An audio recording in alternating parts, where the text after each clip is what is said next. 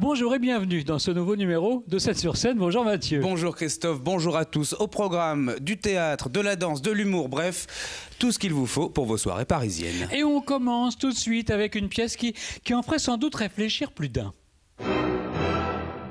Qu'est-ce qui peut arriver de pire à un couple? L'infidélité, les petites disputes, la routine, l'envie solitaire de l'évasion? Eh bien justement, vous mélangez tout ça et vous découvrez la vie de Claudine et de Valentin dans la nouvelle pièce de Laurent Ruquier. Je préfère qu'on reste ensemble et c'est au Théâtre des Variétés. Alors voilà donc que Valentin, alias Olivier Citruc, découche assez régulièrement et trouve en d'autres femmes de quoi satisfaire un appétit charnel de plus en plus féroce. Et voilà donc que Claudine, alias Michel Bernier, n'est pas dupe et elle se sent délaissée, a envie de s'en aller. Sauf que Valentin, lui, préfère qu'ils restent ensemble. Des cocotiers, des plages et des palmiers sous le vent. Le feu du soleil au visage et le bleu des océans. Si on travaille plus ensemble, qu'on fait plus l'amour ensemble, qu'on dort plus ensemble, est-ce que ça vaut vraiment le coup qu'on reste ensemble? J'ai pas du tout envie de te quitter. Je me trompe peut-être, mais tu me trompes sûrement. Il faut surmonter les obstacles, trouver des solutions, c'est ça un couple. C'est pas se séparer à la première occasion sous prétexte que ça passe un tout petit peu moins bien sous la couette, quoi. Je te signale que pour l'instant, de nous deux, celle qui arrive à s'en passer, c'est moi. 8 ans après les premières péripéties étranges, péripéties amoureuses de Claudine et Valentin dans Je préfère qu'on reste amis, Laurent Ruquier récidive dans ce qu'il sait faire de mieux, analyser nos tracas sentimentaux. Et il s'en est même fait une spécialité ces dernières années. Ah, l'amour, vaste sujet encore une fois traité avec humour. Un humour pince sans rire, hein, comme pour montrer du doigt les inepties de la vie à deux. Alors c'est mis en scène par Marie-Pascale Austerlitz, sans oublier Philippe Béraudot sur scène. Je préfère qu'on reste ensemble, c'est en ce moment au Théâtre des Variétés. Et tu proposes quoi comme nouveau fonctionnement? On continue à vivre ensemble, mais on délocalise notre vie sexuelle. Tu vas voir, on va être beaucoup plus heureux comme ça.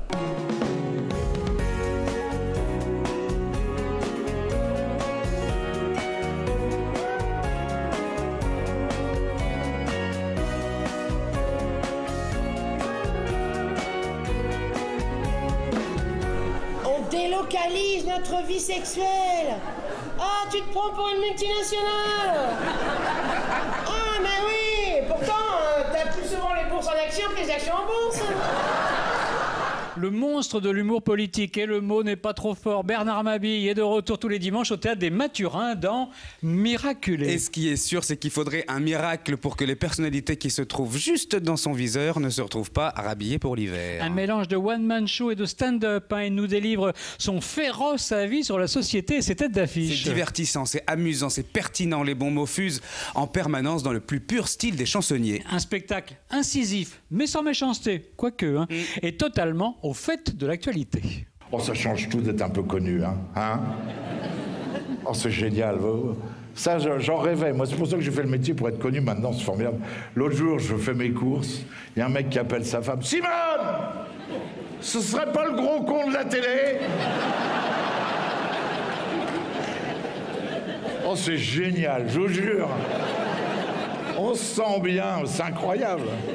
Puis alors avant, je plaisais aux vieux, vous voyez, on disait, ah, les chansonniers, tout ça, il plaît aux vieux, alors il y a que des vieux. Quand on venait me demander un autographe, c'était toujours pour la grand-mère, le grand-père, pour l'EHPAD, le machin et tout. Maintenant, je plais aux jeunes, dis donc. Je vous jure, j'ai un public jeune. L'autre jour, je vois un mec, ta casquette à l'envers, il avait 16 ans. Il me dit, tu peux pas me signer un autographe? Ah, j'étais content. Il dit, je collectionne les autographes de vedettes. Oh lolo! Il dit, tu peux me signer M. Pokora?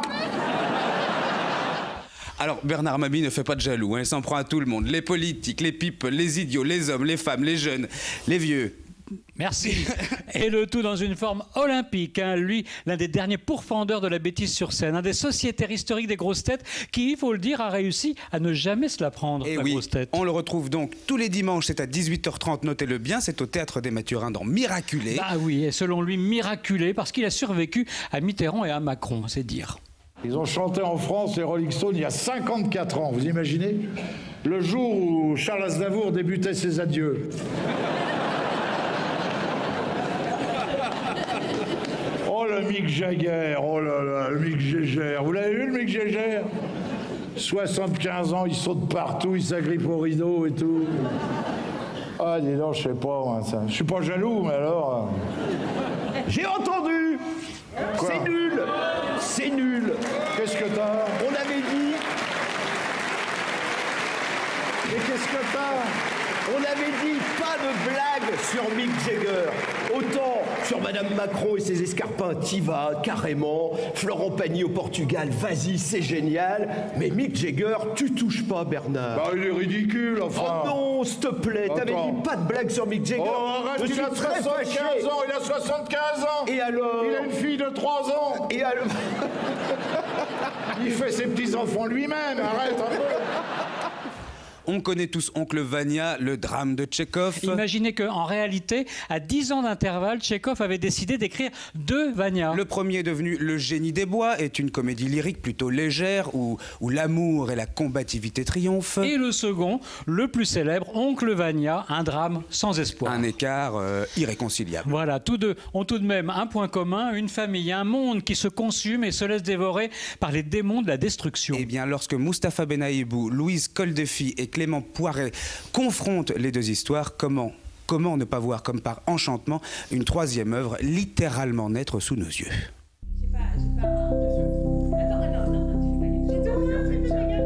Merci Monsieur Antoine Tchécon de nous prêter votre palace pour écrire la plus grande œuvre de fiction de tous les temps, signée votre gendre. On a 5 jours pour écrire un scénario. Waouh, ça m'angoisse. Ok, t'as raison. Allez, on s'y met.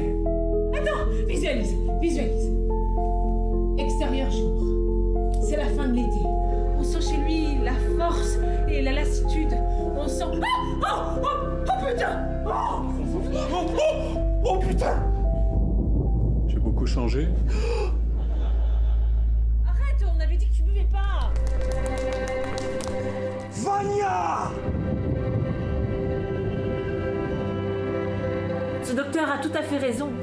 Le démon de la destruction vous habite. L'amour n'est pas tout pour moi. Il est ma récompense. Ce subterfuge dramaturgique, Clément Poiret assure l'utiliser pour révéler une troisième histoire, celle des mouvements intimes de l'âme de son auteur. Un vertige insondable de l'écriture au cœur de cette nouvelle création et le rêve d'une théâtralité ludique pour mieux célébrer les pouvoirs de l'imagination. Vania et Vania ou le démon de la destruction, c'est mis en scène par Clément Poiret jusqu'au 23 octobre au Théâtre de la Tempête. Il vient ici tous les jours et il me regarde pas, il me voit pas. Je n'ai pas d'espoir, non? Je veux vivre! J'aime le succès, la gloire, le bruit! T'as gâché ma vie! J'ai pas vécu! Et fin du plan séquence. T'es en train de nous faire un mélodrame là. C'est bon, on a compris qu'ils couraient tous sur leur perte. Mais moi je t'ai dit que je voulais voir le monde d'après. Et tant pis si je dois faire couler le sang.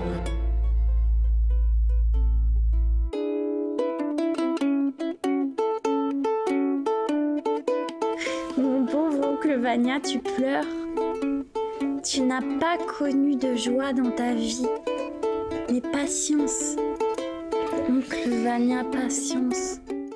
De la danse à présent, après de multiples tours du monde depuis 2014, Pixel de Mourad Merzouki revient pour une série exceptionnelle au 13e art. 11 danseurs et circassiens sont immergés dans un univers à la gravité mouvante. Des milliers de pixels s'animent, offrant un trompe-l'œil époustouflant évoluant en temps réel en fonction des mouvements des danseurs. Un subtil équilibre entre réel et virtuel, énergie et poésie, fiction et prouesse technique créée par un ballet futuriste à la fois ludique et joyeux.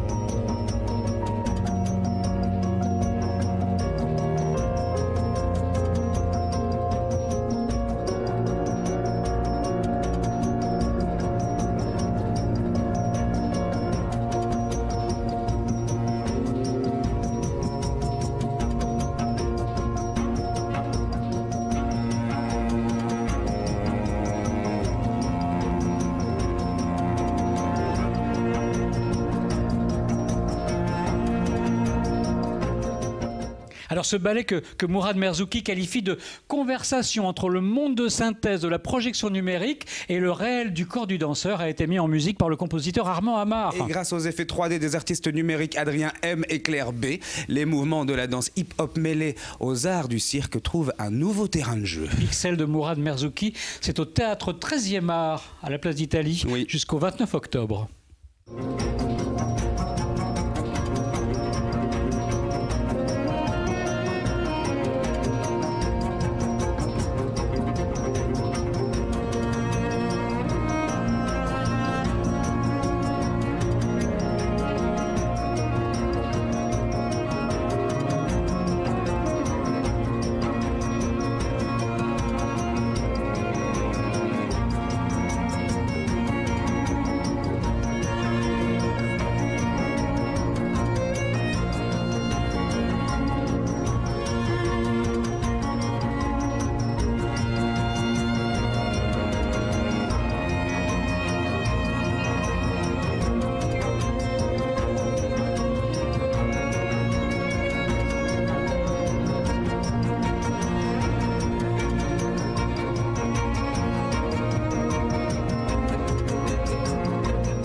C'est un événement musical pour tous les amateurs de musique symphonique. L'une des plus anciennes phalanges orchestrales de la planète, l'Orchestre Philharmonique Tchèque, a décidé d'ouvrir sa grande tournée mondiale, tenez-vous bien, où ça? Eh ben à Paris. À Paris, cet orchestre créé en 1894, avec lequel Gustav Mahler a créé et dirigé sa 7e symphonie, sera à la Philharmonie les 17 et 18 octobre prochains. Et le 17 avant une 11e symphonie de Shostakovich, qui évidemment fera date, c'est le premier concerto pour violoncelle de Haydn, très enjoué et virtuose, qu'interprétera Gauthier Capuçon sous la baguette de Semyon Bishkov.